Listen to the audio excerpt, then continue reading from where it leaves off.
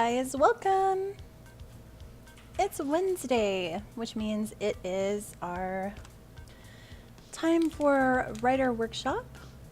We're gonna start doing peer reviews soon. I have to set it up to where people can send us their stuff. I tried getting something set up last week, but it just didn't work out. We didn't get any short story entries, so we're gonna try to set that up this week and maybe possibly some of next week so we can get a few entries for the summertime. We can start doing some online peer reviews with everybody and have a lot of fun with that. Some helpful critique for Gray and for you guys and everybody else. Now this week, you guys might have noticed that, last week you might have noticed that we were doing a charity event for St. Jude's, which is why we didn't have our workshop last week.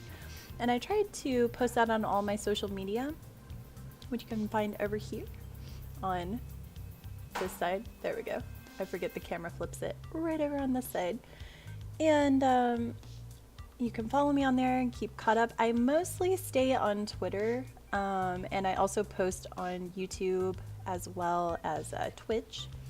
Those are usually the places to find me. I don't really get on Facebook that often because I just don't like Facebook.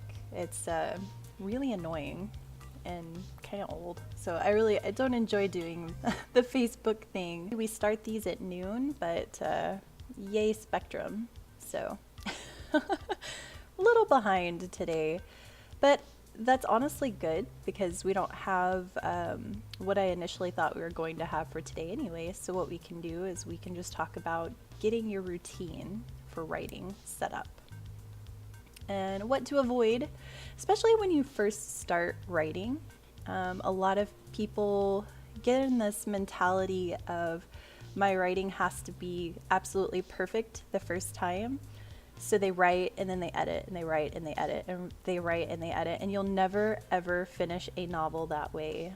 You need to just charge through and write it. And one of the most important things for a beginning writer to learn is that you need to get your butt in the chair and just start writing. Okay, like that is the most important thing. A lot of people think that, oh, well, I'll just think about what I'm going to write. And that works for certain sections where you're kind of struggling. But you can't expect to get a book written if you spend half the day thinking about it. You just have to sit down and write. If you can't figure out a section, write through it. Just put something there. Put words on the page. Even though it might not be the perfect section for you, just to know that you're going to come back to it and move forward. Because a lot of people have the ending story in mind and they have the beginning. Most people have the beginning down pat and it's really good. Most people don't know how to get to the ending and the journey along the way. That's the hardest part of the novel for most people. So this next part is also key. A lot of people ask me, how do you find time to write? Because I stream full-time.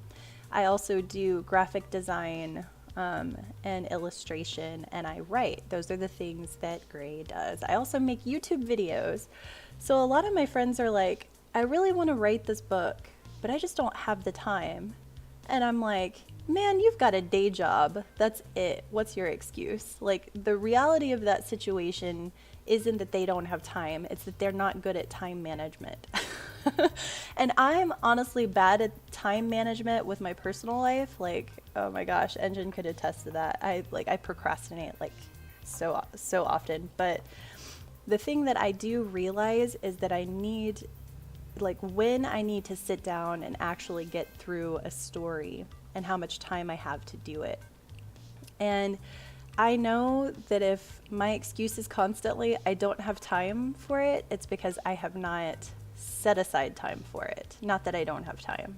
Everybody has time, even if it's like 5, 10, 15 minutes, you have time. That might take you a little longer to write a novel, but at least it's not an excuse of I don't have time. And people say that, like, it really bothers me when someone gives me that excuse. It's either you haven't allocated the right amount of time toward it, or you just haven't done it. So here's what I'm going to say to you that you've probably heard a lot in your life. You need to do a schedule for yourself. So you need to say, okay, when is my most creative, most energetic time of day? For most people, it's at work, right? A lot of people, it peaks somewhere between an hour and a half to 2 hours after being awake in the morning. Usually the first 90 minutes of the day is very energetic for people, or if you're more of a night person, you're more energetic sometime after 10 a.m. And you need to figure out when you're most inspired and take some time out to just either outline or maybe jot something down. Don't get yourself in trouble at work if you know you're not able to do that. Maybe take a quick break. A lot of times people don't know this, but a lot of companies allow you a 15-minute break throughout the day plus your lunch. So I would actually work out with my boss and I would say, hey, is it cool if I take a 15-minute break around 10:30 or around 9:30 or, whenever I had decided to set that time aside? And most of the time they're like, yeah, no problem, as long as you either clock out or as long as you let me know what's going on. Put up a sign. We had the sign thing, so I'd put like a different color tab on my monitor, so when he would walk behind me, he would see it and he'd be like, oh, okay, I got it. This is writing time. We're good. So if you have a boss that's not so flexible, or you just need a moment, you can also take your tablet or your phone out to your car. And I literally mean either a notepad tablet or maybe you actually have a work tablet or something, and physically remove yourself from work so people can't come up to you and you go out and you write. My very first office job, they were very, very overbearing. We were only allowed to take a lunch and it was 30 minutes. And the boss, for the most part, bosses generally give you breaks. I mean, it's nice to have. But yeah, my first job that I worked at, they were really overbearing. They let us have one lunch for half an hour for usually most of the week. We had some days we didn't get lunches, and that was hard. But even when I was there in that, situation, I used my lunch hour or 30 minutes to jot things down. If you find that you're not having enough time during the day at work and you can't get it done at work because your schedule's just crazy, get up a little earlier in the morning or set aside some time at night after you've had some time to decompress. It's really important to decompress after work before you start writing. Although for me, way to decompress is actually writing. So I was opposite. I would come home from work and I would jump right on my computer and start writing. So do, what motivates you the most. After you've set aside time, figure out a schedule when you're most energetic. And, I know that's annoying for a lot of people that it usually happens to be when they're at work. I got some of my best ideas when I was at work. So a trick I would do is I would keep a notepad open on my screen and I would kind of jot something down between like filling out my spreadsheets or doing my work online or whatnot. So I'd be like, oh, that's a good idea. And I'd like tab over to my notepad, jot it down, save. And then at the end of the day, I would email that to myself. So that way I had notes that I got throughout the day if I couldn't take a break at work.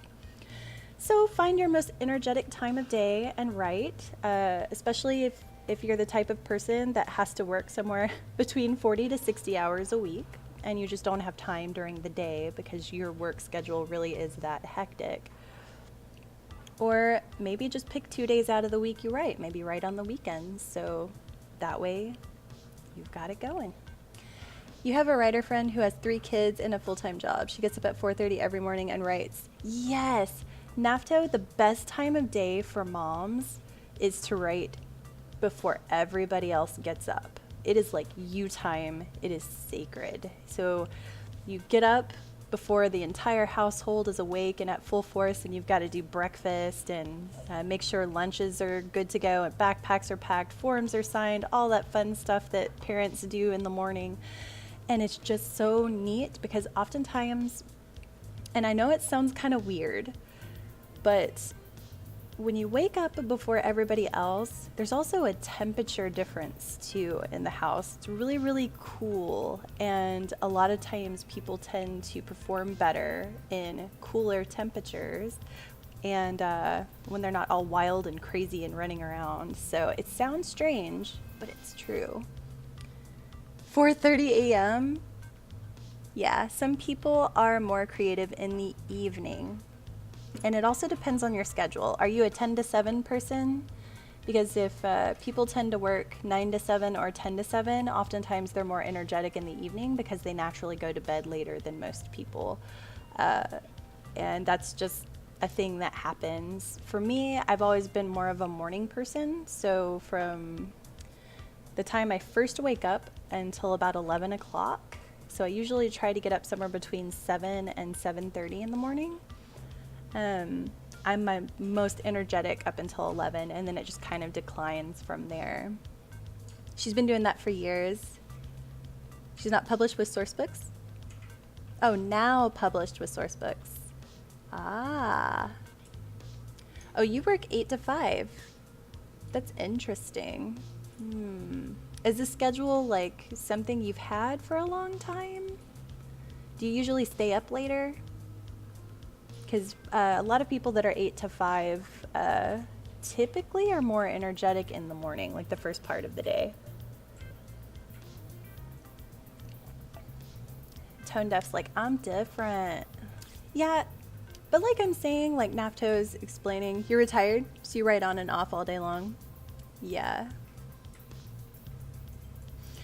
Yeah, people who naturally don't fit into that 8 to 5 cog that everybody else does, they tend to be more energetic at night.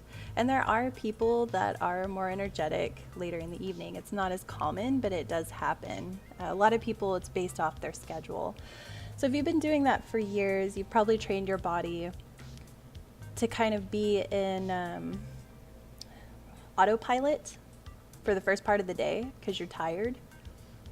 And your brain's just like, this is what I do. I know what to do. So I'm doing this. And then when I get home, oh, I can do things that I want to do. Okay, let's do this. Like your mind actually turns on. Like I know that sounds silly. Like, what do you mean? I have to use my brain at work all day. Even if you are using your brain all day, every day at work, you are on a sort of autopilot. So it's kind of interesting. We're sidetracked, but yeah, the brain. It's how the brain does its thing. Yep, you don't get enough sleep. It's a vicious cycle, but you can actually get around that by training yourself to, I guess, what is the word I'm looking for? Take more restful sleep, like your REM cycles, and fit them into shorter hours. So even if you're only getting like 4 to 6 hours of sleep a night, if you train your mind to actually fall asleep really quickly and it actually goes into a deeper rest, then you'd probably feel more rested and more energetic during the day. But it takes some training. It takes a few weeks of training to get the mind to that point. And it's the same thing with writing. You have to have that routine for your brain. Routine is so imperative for all aspects of life, and writing as well. If you don't have that routine, you're not going to get anything done. And you're going to get crankier and crankier because it's like, I set out to get this, this short story written this week, and I haven't done it because you've been doing a whole lot of sitting and staring at the screen. Sound familiar? Yeah. For me too, sometimes. And we've talked about the blank page syndrome, right? People that pull up, we've talked about this in previous ones, but you pull up your Word or, whatever program you use to write, and you just stare. You have an idea, it's there, but you don't really know how to get started. The best way to do that is to just start writing, and even though it sounds like a lot of incoherent nonsense, you're going to be able to go back to it later. So keep remembering that. Get your words on there. You can go back after you're all completely done and fix that jumbled mess that you started. So it's okay. It's okay to make mistakes. Go in with gusto. Do it. Just write. Do it. One of the most important things that a lot of new writers do that's kind of a no-no, but later you can be a little more lax about it because you understand how you work, is writing one thing at a time. Now this directly contradicts what I've told you before. If you're having writer's block, you can actually go to another piece of work and then come back to the initial. But if this is the first time that you are writing anything from start to finish, do not start another piece of work, because that first novel that you were working on will sit on the back burner for years and either never get picked up again, or, you know, by the time you actually come back to the story, you'll have no idea where you were going with it. So, I mean, I guess it could turn into a beautiful thing later. You could do that, but if you're wanting to write from start to finish, start when the idea is fresh in your mind and you know what kind of story and you're inspired. So all of those things are really important for first-time writers. Try not to get so intense with your work that you don't enjoy it. Now, I've had sections that have annoyed me a little bit where I'm like, I need to get through this, but I can't figure out what this character's doing, or, you know, how I got here, or where I'm going. It's okay. Everybody goes through that. Just relax, breathe, charge through it. Like I said, just write that section. It doesn't matter if the timeline doesn't make sense, or it doesn't make sense for the scene or the tone of the book or anything like that.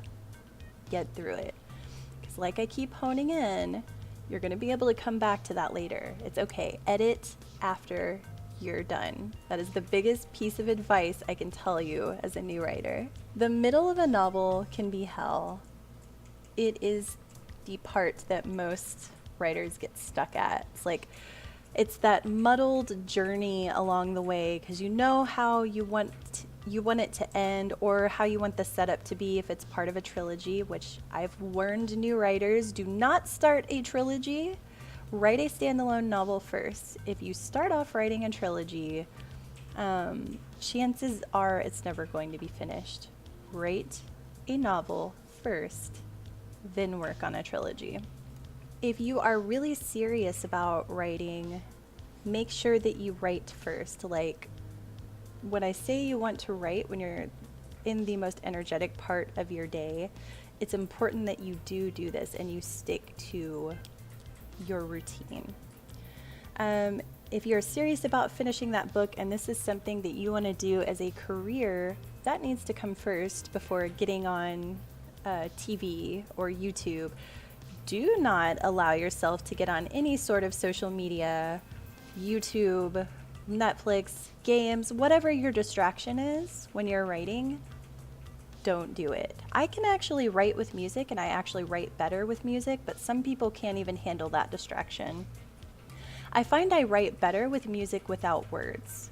So a lot of times I'll listen to classical, I'll listen to, gosh, what is that music called? I don't know. I've even listened to some dubstep. I'm not really a huge fan of dubstep. It's kind of gross, but some of it's okay. And then, house, whatever it is that I'm in the mood for, some kind of instrumental, game music, movie, soundtracks, whatever helps me get through sections. Like I like listening to epic soundtracks from like Batman or something like that when I'm writing action scenes. So whatever is going to help you along. There are certain sections that I write in my story. I can't have any room sounds. So if I hear the air going, or the cars outside, or the train, or keyboard typing, or any other conflicting music or something, I usually have to put my headphones on and listen to my own music because I can't write with those. That's just how my brain works. I easily get distracted, and I know that. So that's how I set it up for myself. So put yourself in an environment that is going to keep you focused and sharp for your writing, because otherwise it's going to be all over the place and you're going to wonder, why the heck did I write this? What was I trying to do in this section? I don't know. It says, my school kids are always talking, then I can't do anything. So how am I supposed to focus?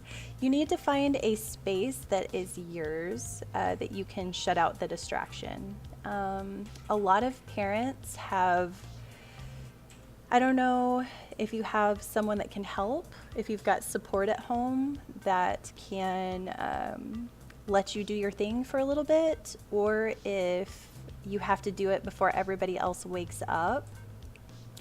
But you need to set some boundaries. If there is no support in the house or someone that can take care of kids and or adults that won't leave you alone when you write, then you probably are going to have to do it before they wake up. That's what I hear a lot of parents and siblings and people in households do. So that way no one bothers them.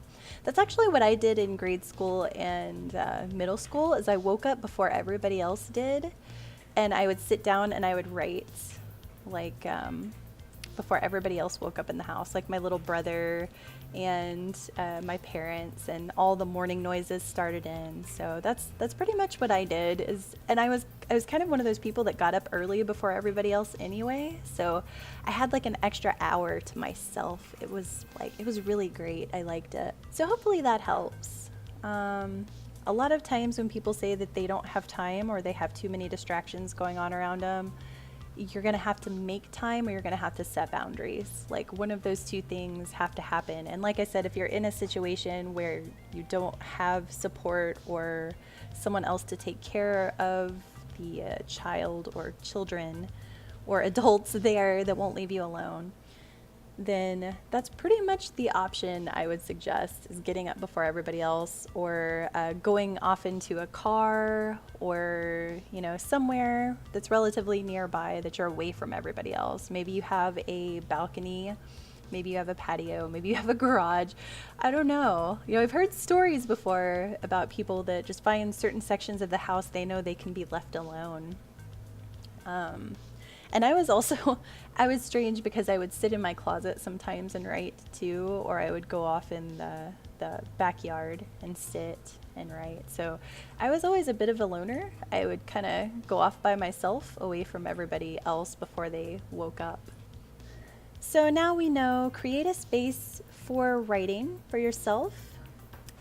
A routine is really important, because if you don't train your mind to write, it's not going to know how to sit down and write. Get your booty in the chair and start writing. Don't worry about editing until you are completed with that story, with that book. Write as many hours as you can stay focused. If you find yourself losing focus and you're not able to write anymore, take a break. Time it if you have to, because if you're anything like most Americans, you're going to take a break, and that break is going to last 2 to 3 hours, and then you're going to stop writing for the day. So make sure that you time your distractions, and you're not going to get on something that's going to get you involved for the next however many hours. If you're absolutely done with writing and you're just tired, make yourself go, okay, I'm finished with writing for the day. I'm going to save. I'm going to set this aside. Same time tomorrow. I'm going to do this again. And it gets your mind ready and prepared to start each section. So make sure you do that. Routine, rest, eating, sleeping. These are important basics. Same time every day. Your mind is a machine. You need to make sure that it knows what it's doing. Hopefully, this kind of helps you understand what you need to do to get yourself mentally prepared for your outline, your novel. And one other thing I will touch on again with new writers is, don't start a series. Make sure your first book that you write is a standalone. It's really important that you do that. People that tend to first start writing and they jump into a series, They realize they're way in over their head and they don't honestly know where it's going. People that write series, successful ones, typically have been writing for quite some time before they start a series, and they know from start to end, all the way through the middle, exactly what's going to happen, those timelines, you know? Because they've trained their minds how to write how they need to, and a lot of times that is their profession. You're not there yet. You need to get your mind focused for writing novels, especially if you want to take the route of going through publishers. You need to make sure that you write that first book and then you get it to a professional editor before sending it to an agency. And we talked about that in one of my previous videos. You can check out my YouTube, and I also upload these as well on YouTube, and you can see, hey, what do I do to get started with publishing? Because I don't even know, man. Like, I don't even know. Well, they're all there for you on my YouTube page, which I can link you guys to, and you can check those out. They should be under writer workshops, and they're each titled what they are. So if you want to know how the heck do I get published, where do I even begin, we've got you covered. All right, guys, we will be back on at 2 o'clock to start Fortnite goodness, and hopefully next week we'll be able to do some more peer reviews and whatnot. And I always post these on YouTube afterwards, so if you missed something today, don't worry, it'll be up on YouTube by tomorrow, typically. So don't worry, or you can go back and watch it. You do you. You guys have a great Wednesday, and I will be back on at 2 p.m. CST to start some Fortnite gaming. So see you next week. Yeah, next week hopefully we got some peer reviews going. We can learn from each other. It'd be awesome. Take care, have a great Wednesday, and see you next week for our writers workshop.